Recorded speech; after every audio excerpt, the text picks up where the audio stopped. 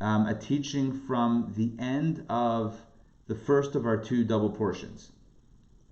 So there's only a little bit at the end of the first portion, Acharei, that is relevant to today's reading. Today is the fourth day of the week, Sunday, Monday, Tuesday, Wednesday, and it has just the last few verses of the first portion, and then it jumps into the second. Once again, it's always the Wednesday of a double portion that acts as the bridge between the two sections. So I'm going to share my screen right now, and let's jump straight in. Okay, let's get full screen, share screen, Acharei-Kedoshim. Boom. There's a very specific verse that I want to point out, a very unusual verse. In my opinion, it's very unusual. Okay? Here we go. Take a look at verse 24. Can you see verse 24 right there at the top? I'm highlighting it. Yes? Yes? By the way, Donna, hi. I don't think I said hi. Did I say hi to everybody? Just want to make sure that I said hi.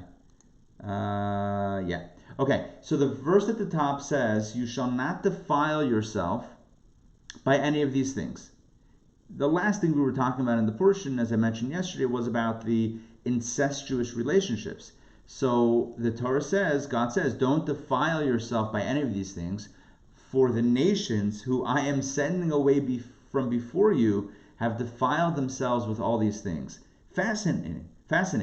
What God is saying is that the nations that are currently living in the land of Israel or Canaan, right? Those nations, they are the ones that have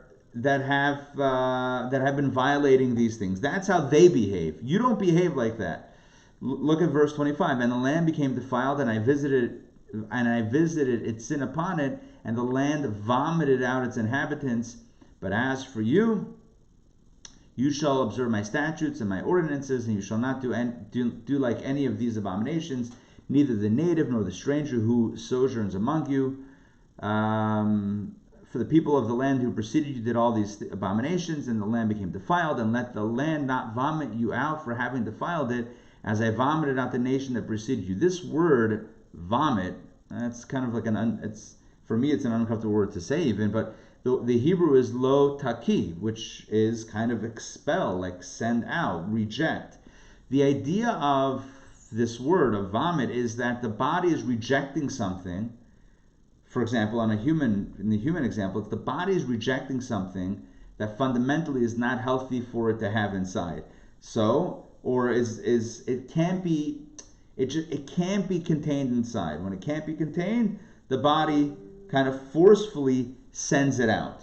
And we have a similar notion here, as God is saying with the land of Israel, for a certain input, for a certain type of behavior, for a certain type of living. And God is saying, if we end up following the ways of the other nations, it's not going to end up well. And the truth is, listen, I'm not saying anything of my own. I would never presume to speak so boldly. But the reality is that we didn't live up to the bargain. We didn't live up to the deal, and we were corrupted. We became corrupted. I mentioned this in our Sunday class, Kabbalah and Coffee, how the first tabernacle was compromised. The tabernacle was compromised. The first temple was compromised. The second temple was compromised. And by compromised, I mean destroyed. And according to the Talmud, according to Jewish thought, it's because we didn't hold up our end of this great deal between us and God. We didn't hold up the end of the covenant, and so the land itself kind of pushed us out. God pushed us out until such time that we'll fix up our act and we'll all be back home with the coming of Mashiach, please God, very soon. But that's kind of the energy. It's an interesting idea that spirituality is not something that doesn't have an effect. In other words, there are certain consequences for our actions on a spiritual level, and when it comes to the land of Israel, it's attuned to a certain type of behavior. Otherwise, it rejects. Okay, so that's the first idea. And by the way, like I always say at any time, Stan, you have a question or comment? Yeah, I want to ask you a question if you don't mind. Sure. The phrase, I don't see it now, but it says, and I visited its sin upon it. Yeah. Could you help me understand what that means a little bit more? Yeah, for sure. I actually thought that was a very poetic way of God speaking. In other words, what God is saying, essentially, what God is saying is that its sin, right? The sin of the land, in other words, the sin has had a consequence. The land became defiled, and I visited its sin. The it here, the way I'm understanding it, is referring to the sin of the nations. I visited its sin upon it. In other words, there are consequences for the actions, and the land vomited out its inhabitants. So I'm understanding this word "its" right here as referring to the people, i.e., there are consequences and there's a rejection. But like the body, it's a natural rejection. It's not like a secondary process. It's like a primary process. It's part of the process is the body rejects that which it can't contain, and the same thing is true with the Holy Land. That's what God is saying right here. Okay, so now we move on to the second of the two portions. The first is called Acharei. The second is called Kedoshim. Now, Acharei means after, and it's referring to the aftermath of the passing of the two sons of Aaron, as I mentioned a few days ago. Kedoshim. Oh, and I should say hi to Mark. Hi, Mark. We let you on this time. Okay, so Kedoshim means holy. And if you look at the opening verses of Leviticus chapter 19, which is the second Torah portion, it says, the Lord spoke to Moses, and this is what he said. Okay, here we go, verse 2. Check us out. Speak to the entire congregation of the children of Israel and say to them, here's the message, right? Here's what the message is. You shall be holy, for I, the Lord your God, am holy. That's what God is saying. Tell the people, you shall be holy, because I, God, I am holy. And hence the name of the portion, Kedoshim. Kedoshim means you shall be holy. It's actually the plural. It's Kedoshim. All y'all should be holy. Why? Ki kadosh ani Hashem Elokechem, because I, the Lord your God, I am holy. Now, that begs a lot of questions. And the truth is, we have a class tonight, our Torah Studies Wednesday night class, 7:30 to 8:30 p.m. tonight, Eastern Standard Time. Tonight's class is going to be completely focused on the various explanations amongst the commentaries, from the classic commentaries to the midrashic commentaries to the mystical commentaries, understanding what it means to be holy. What does that actually mean to be holy? When God says be holy, what do I do? So the class tonight is all about that. But here's what let's talk about that in other areas. The notion that we should be holy because God is holy, that itself evokes a question, right? Because God is holy, we should be holy. Well, God is also infinite. Could we be infinite? God is also eternal. Should we be eternal? What does it mean that because God is holy, we should also be holy? What does it mean? And of course, what is holiness? So it's interesting. There's a Talmudic passage or a Midrashic passage that says the following. I'll read it to you, or I'll say it to you from memory in the Hebrew, and then I'll translate it. The Talmud says, or the Midrash says, Yachal kamoni, you might think you can be as holy exactly as I am. Yachal, you might think, kamoni, like me. Talmud loymar, ki kadosh ani Hashem Elokechem. So the verse says, no, I am holy, God says, kedushasi l'mayla mikdushaschem. My holiness is higher than your holiness. So the Talmud or the Midrash is telling us that lest we think we can literally emulate or mirror God's holiness, God says, no, ki kadosh ani Hashem Elokechem, I the Lord your God am holy. My holiness is still and will always still be beyond yours, but you're meant to emulate in some ways my holiness in some small way, which means that we do our best to live a little bit of a better life, a little bit of a good life, a little bit of and I mean that spiritually, a little bit of a spiritually enlightened life. Why? Because God is holy. We'll never attain that level of holiness, but we're going to do our part to try to get a little bit of holiness into our lives. That's the simple explanation of that. Comes along the Hasidic masters, the mystics, and they say there's another way to read it. Yachel kamoni, not as a question, but as a statement. Not, you might think you can be like me. Rather, it means you can, let's read it as Yachel kamoni, you can be like me. Why and how?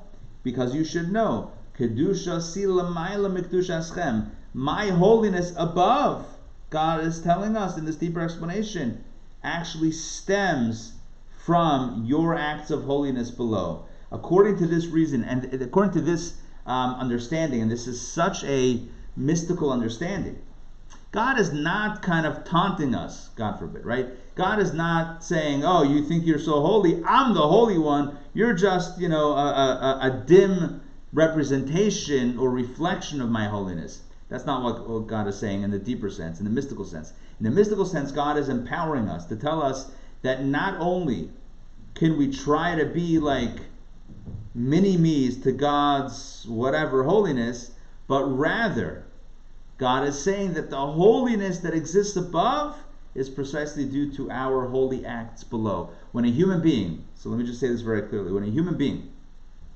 sanctifies him or herself amidst all of the chaos and all of the trials and tribulations and all of the challenges that we face, when a person is able to eke out even a small measure of holy actions, of good spiritual actions, that sends tremendous message. Our actions matter. The message is not that our actions don't really matter. On the contrary, our actions absolutely do matter.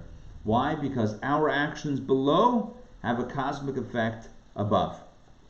Now, let's look at the rest of this of these verses. We're not going to look at each one, but let's look through a few. Because this Torah portion opens up by saying, God telling us to be holy, and then it lists a bunch of things that we're meant to do or not to do in the context of being holy. And what you notice immediately is that a lot of these are very mundane. They don't seem very holy at all. If God is telling us to be holy, you would think it would be followed by, go ahead, find your local mountaintop or hill, and meditate for a while, and start levitating and separate and engage in fasting and self-deprivation. That's not what Torah says. Torah says, be holy. How are you holy? The first thing that's mentioned, every man shall fear his mother and father. And for those of you that were with us for Thursday night's Think Different class last week, for the Tanya class, you know that the word fear can also mean awe or respect. All of them are contained in that word that's translated here as fear, the Hebrew word of yirah. So the point here is that a person should revere, should be in awe of, should respect their father and their mother and their father. That's the first thing that's mentioned. So the first thing the Torah tells us, the first thing God says after the general instruction, be holy, is respect your parents. It's the first thing. Be holy, what does it mean? Respect parents. And you would think, all right, that's a human thing. God says that constitutes holiness. The next thing is Shabbat, observe Shabbat. The next thing is don't worship idols. The 5th verse is about sacrifices. And the 7th verse, and the 6th, and 7th, and 8th. The 9th verse is about farmers. When you reap the harvest of your land, you shall not fully reap the corner of your field. And nor shall you gather the gleanings of your harvest. Leave the corners of your field, and leave some of the gleanings of your harvest for the poor. Look at verse 10. You shall not glean your vineyard, nor shall you collect the fallen individual grapes of your vineyard. You shall leave them for the poor and the stranger. I am the Lord your God. Verse 11. Don't steal. Don't lie. Right? Don't deny. Don't lie to your friend. Verse 12. Don't swear falsely. Verse 13. Do not oppress your fellow, By the way, you know what the commentators say about that? Do not oppress your fellow. It means if they are a worker and you've promised them their wages, don't pay them late. Don't pay them late. You shall not rob. The hired worker's wage shall not remain with you overnight until morning. You shall, which is similar to what I said. You shall not curse a deaf person. Why? They can't hear anyway. You're not allowed to. You can't place a stumbling block before the blind person. And you shall fear your God, I am the Lord. That's how this reading ends. And again, I want to point out how, what's the word I'm looking for? How simple a lot of these are. You would think when the Bible, what greater work of spiritual wisdom is there? And yet, in the Bible, when it talks about what it means to be holy, we have a list of things to do and not do. And the list, for the most part, is about being a mensch. Being a mensch and being honest and being a good person. That's what it means to be holy. Being holy doesn't mean to be separate from others, or separate from material life, or separate from everyday experiences. What it means is to engage in a full and rich life, but in each and every experience, to do it right, to do it like a mensch, to do it with honor, and with honesty, and with dignity, and with the preservation of the dignity of others, and looking out for their well-being. To be holy means to be a farmer. What, a farmer is holy? Yeah, a farmer is holy. When the farmer leaves the corner of the field for the poor and gives food for those that don't have sustenance, guess what? That's holy. Person says, I want to find meaning in life. You can do anything, assuming it's legal, right? But if you do it in a way that is a little bit elevated, the right way, care about the other person, concern for the other's well-being, thinking about how to make a difference in whatever this is, then it's a meaningful experience. That is holiness. I always love telling this story about the angels that came to Abraham. You may have heard this from me before. I say this any chance I can get whenever it comes up in the right context. 3 angels came to Abraham to visit him after his circumcision, and they appeared as men. So he invited them in because he loved hospitality. Abraham loved inviting in guests and teaching them about God. So he invites these 3 angels in. He doesn't know they're angels. And he says, come, sit down, take your shoes off or sandals off, wash your hands and feet, I'll give you a meal. He wines and dines them. The Torah gives us such beautiful details about about his hospitality. The angels then ask Abraham the following question: where is Sarah, your wife? And Abraham answers, oh, she's in the tent. Must have been either in the back of the tent or in another tent. She's in the tent. And that's the end of the conversation. Well, the conversation continues. They bless Abraham with a prophecy that he'll have a son with Sarah. Okay. But the point is that piece of the dialogue doesn't continue. They don't say, oh, bring Sarah, we have news to tell her. They just say, where's Sarah? Abraham says in the tent, and that's where that piece of the conversation ends.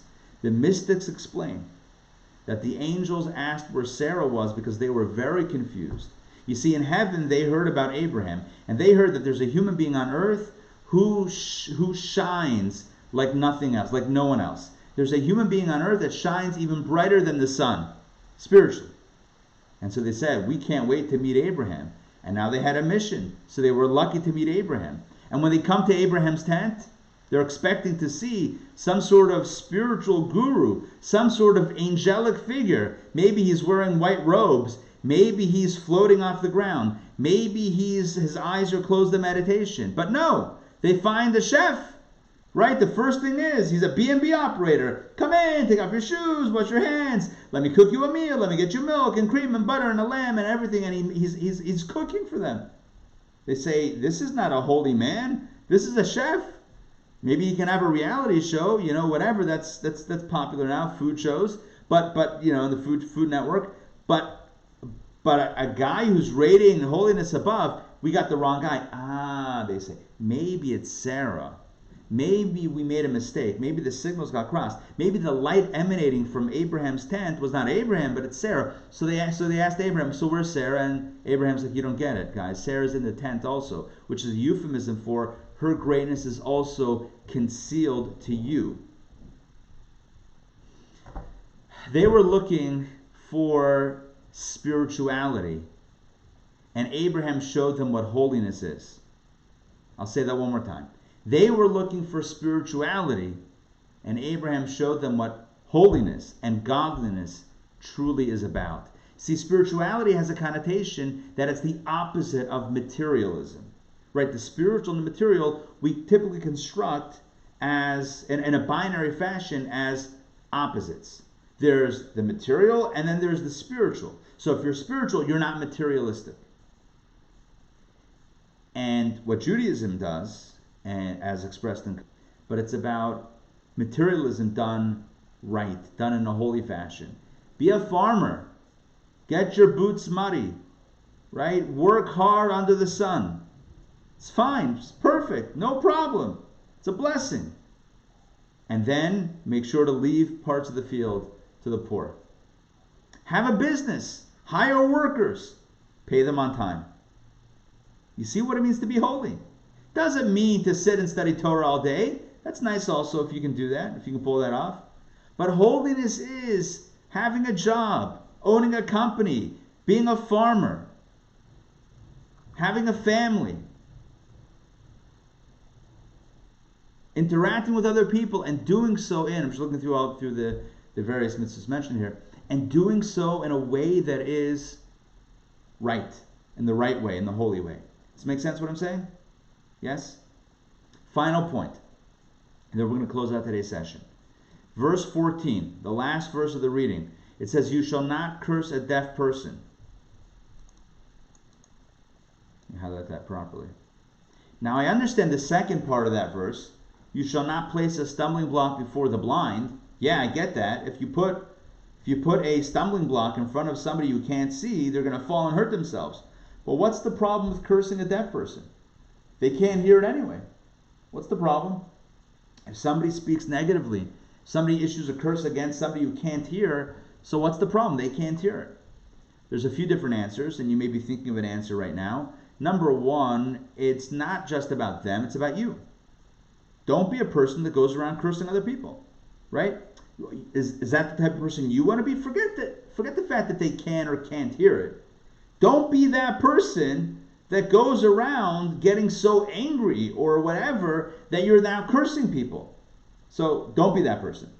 The second point is, what we say has a powerful effect on reality, on every plane of reality, spiritual and physical.